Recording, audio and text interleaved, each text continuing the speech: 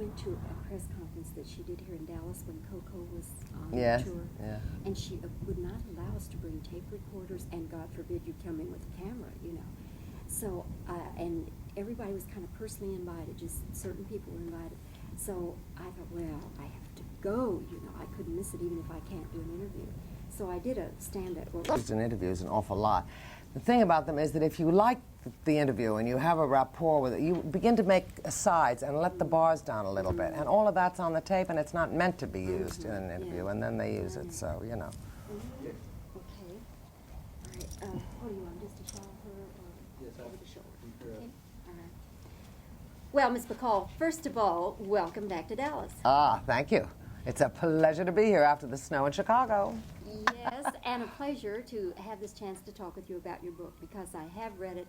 I enjoyed it tremendously. I think that it is possibly, if not the best, one of the best books by an actor or actress I have ever read. That's very good to hear. And I'm not saying it to flatter you, I really mean that. Was it difficult, because you are so candid, you are so revealing in this book, was it difficult to let it all hang out? Well, I don't think anyone lets it all hang out. I mean, I didn't let it all hang out because I think all of us keep something in reserve. But I am, by nature, very honest and very open and very direct. And I could not have written it any other way, because it would have had nothing to do with me, unfortunately. I mean, or fortunately, as the case may be.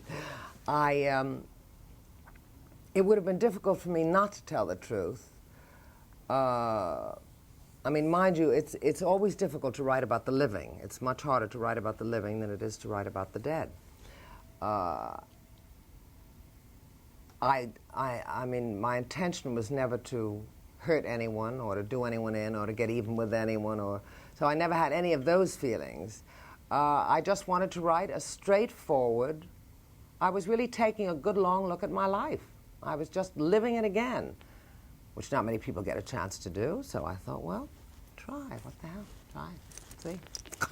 You have 3 children. What was their reaction to the book? Their reaction was very positive, I'm happy to say. I mean, obviously, you never know what your children are going to think. I think that they were, I mean, my daughter was very impressed, and my son, Steve, my older son, said, you know, thought it was so terrific that I had written a book, and Sam, my youngest, they all were pleased with it. They were all pleased that I had done it. They are very pleased with the reception it's gotten so far. I mean, mind you, they're on my side, you see, to begin with, so. Was there any time, though, when they said, gee, Mom, I never knew that? It's funny, they didn't go into that too much. I think they're probably slowly trying to absorb things. I think in particular, my older son, Steve, I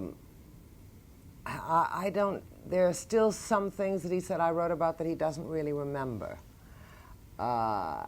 Leslie, she was just interested in all of it, and what she didn't know, she was pleased to find out. Sam's point of view is, of course, a much different one, because he's much younger, and he has only to do with the last 17 years of my life. He is your son by Jason Robards, yes, Jr. Yes. Yes.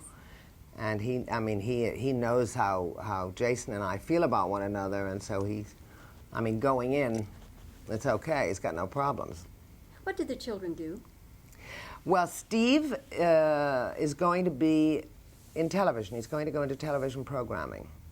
He's very interested in children's programming and in, shall we say, raising the level of your average Monday, Tuesday, Wednesday, Thursday, or Friday, or Saturday night on that little box. And he is graduating from college in May and will then go to work on some new aspect of television, I think, new development. And Leslie? And Leslie is a nurse. Where is she? Well, she's in Massachusetts. And she's been a nurse for a couple of years now. And then very terrific girl. Sam? And Sam is graduating from prep school in June and is going to be an actor. And has always wanted to be an actor and is not intimidated by his father's brilliance on the stage and screen, and is not intimidated by my whatever on the stage and screen. And is just sure that's what he wants to do and will do it and will succeed. Both Jason and I are sure that he will. Miss Bacall, one of the things I found very interesting about the book, and I must say, I thought I was pretty well up on you, but I had not read it before, and that is how the look came about. Yes, I know. Well, I know, shocking as it may seem, but you as a woman must know that we all have our moments of frailty and we all have our moments of terror. And the look actually came about somewhat accidentally because I was very frightened and did shake a lot. Head, hands, everything, knees knocking together. And the first day of shooting To Have and Have Not, when I had to say anybody got a match and lean against a door and look at Bogart, I found that after the first couple of takes, one way to hold my head still was to hold it down and to look up at him. And it worked. And then Howard began to like it. Of course, I think it was, I mean, it was half Howard and half me, because Howard always placed the camera. He always told the cameraman where he wanted the camera, so he wanted this mysterious creature, me, who was not mysterious even then, but he wanted me to be mysterious. So it all evolved out of that, out of my nervousness. The $1 million, $10 million look it is by now. You made 4 pictures with Bogie. The ones you made after you were married, were they as much fun as the first one you made with Bogie? Well, I mean, nothing is as much fun as the first, because that is all discovery, isn't it? But also the films themselves, our parts. I mean, Dark Passage and Key Largo were the 2 films that we made after we were married.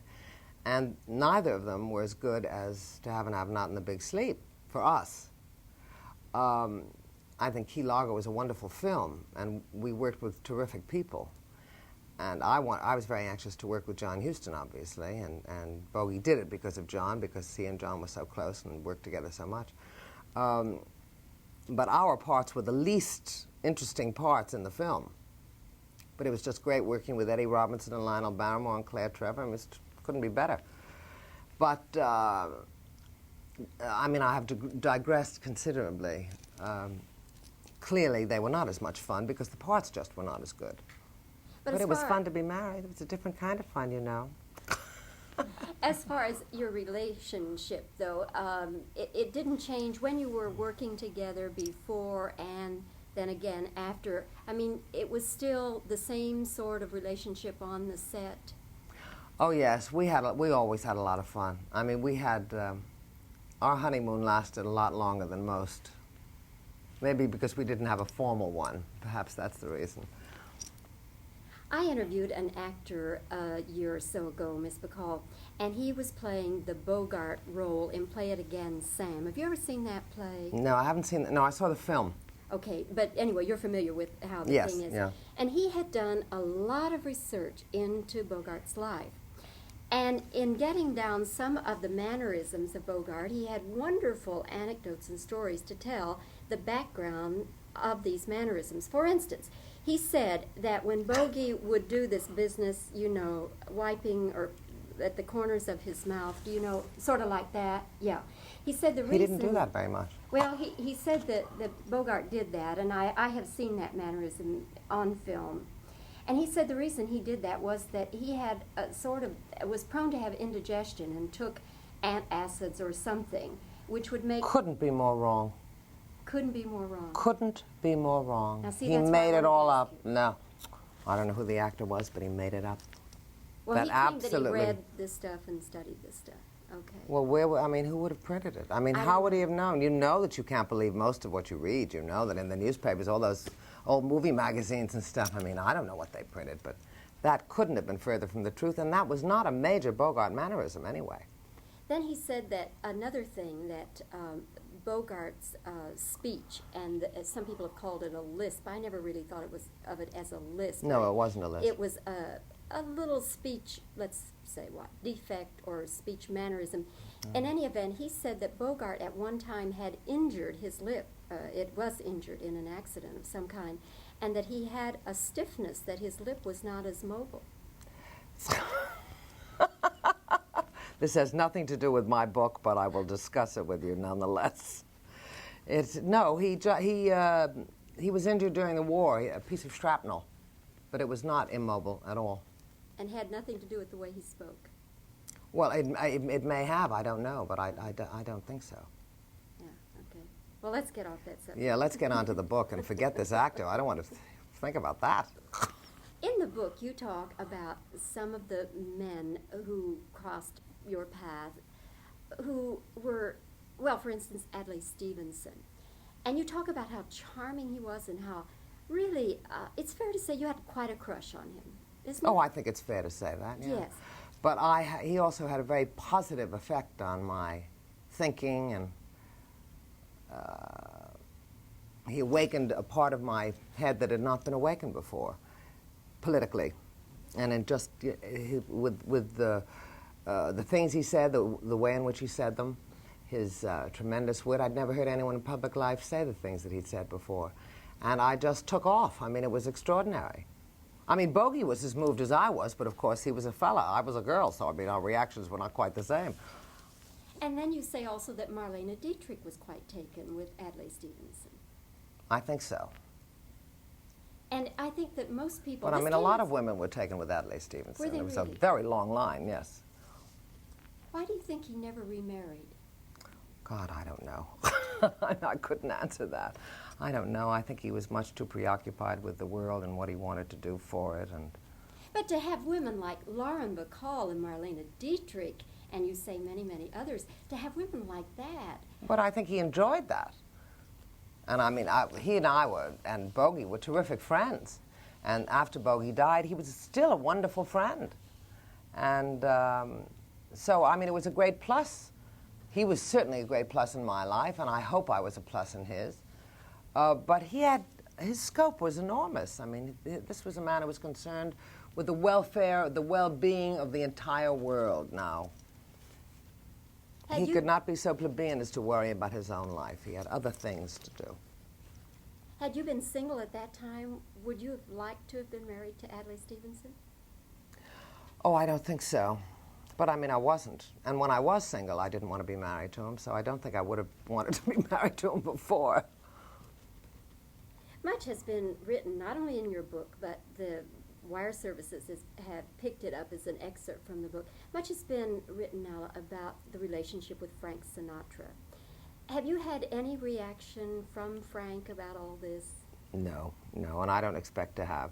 And I hope he's not being bugged about it, because it was 20 years ago, and I mean, I'll always be glad to see Frank, and I hope he'll always be glad to see me, and I just soon leave it at that. I had to write what I wrote because that's the way it was then, but that was a long time ago. Well, I think most people, at least as I read the book, I thought he treated you very unfairly. Well, he did, but that was, as I say, 20 years ago, and I'm not going to worry about it now. I've got a whole other life. He's got a whole other life. I mean, you can't, I don't want to expend my energy on all of that anymore. I expended enough of it then, and I recorded it, and that's it, and that's the end of it. You made a film with the last film that John Wayne made, The Shootist. You were in that. Yes. Do you get on well with him, even though you both are so different? Terrifically. I'm politically? crazy about him. Yeah. I love working with him, and he's very contradictory, old Duke. He's a kind of big bear, in a way. He's a very kind of lovable, and he's, although we don't agree about a lot of things, I suppose, I have tremendous affection for him. I felt it the first time I worked with him in Blood Alley, and I felt it in The Shootist. He's just, I don't know, of course he's mellowed an awful lot now, but even in Blood Alley years ago, he really had a kind of sweetness about him that was, I mean, this great, enormous man, you know how huge he is, and he always had a kind of vulnerable quality to him that I found very appealing. Would you ever discuss politics? Oh, no, I think it's better not to do that. I mean, I think there's a limit in this world. One mustn't press one's luck. I mean, anyway, we're not on the same side of the fence. So what? I mean, there are other things. That's one thing I've learned in my life. And in the writing of this book, you discover that, I mean, that is even more surely pronounced now in my brain, that I mean, the way people think is the way they think, but that doesn't mean that you can't meet them on another level. That doesn't have to totally negate them as human beings. And I think that's a good thing to learn. I mean, it's a worthy lesson, I would say. Before we started this conversation on tape, we were discussing Katharine Hepburn's 60-minute interview. And in that interview, which I thought was absolutely marvelous, I think it's one of the best things Morley Safer has ever done. Yeah, no, well, Katie did it. Yes, exactly, because he had... When you have Katie, that's all you need. But she said a couple of rather startling things in that. For instance, she said that today's films were nothing more than 42nd Street filth. Do you agree with that? Well, I know what she means, and I partially do agree with it. I mean, I don't totally... first of all, I haven't seen all the films, so I mean, I don't quite know, but I think this whole penchant for graphic photography, I think is quite boring, actually. I think it's rather tedious. I don't think it's interesting. And I think that, unfortunately, that it probably has taken the place of other kinds of creativity that would be much more beneficial to any viewer and much more fun, much more enlightening, and much more reflection on life in these United States. She had also some rather harsh things to say about critics. And then Morley Safer said, "You mean censor them?" And she said, "Why not?" You know. Yeah, but I mean that's Katie.